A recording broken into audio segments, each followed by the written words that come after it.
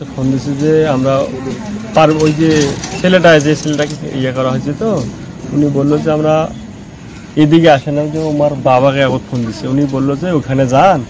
Chairman বলছে যে আসেন আমাদের পিছনে, আমি দুইটা গাড়ি দুইজন করে চারজন চলে গেলাম।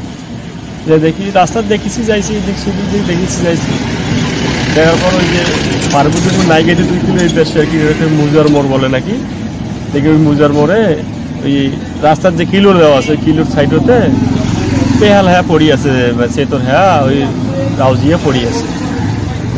তখন গেলাম, আমি দেখেছেন, আমি যে ওই চেয়ারম্যান শুদ্ধে হাত ধরি দাঁড়াইলেন, খাড়া করলাম। খাড়া করার পর ওই যে ওনার কাছে যে ফোন দুটো ছিল, ফোন দুটো আমার হাতে দিল।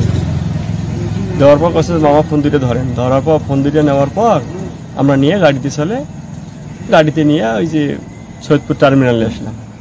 আসলে ডাক্তার দেখা বলছে, দেখি কোনো ব্যাপারে কোনো সমস্যা আছে নাকি, প্রেশার ডাক্তারের কাছে নিয়ে গেলাম। ডাক্তার বললো যে প্রেশারটা চেক করা লাগবে। প্রেশার চেক করার পরে চেয়ারম্যান সাহেব বলে ফোন দিল ওসি সাহেবের কাছে, বলে ফোন দিয়ে দেখি যে এইভাবে নিয়ে যাইবে কি না। তো ওসি স্যার বললো যে আপনি ওখানে থাকেন, আমরা যাচ্ছি। তখন ওই যে ওসি স্যারের কাছে গেল, যাওয়ার পরে গাড়ি যায় আমরা নিয়ে চলে আসি।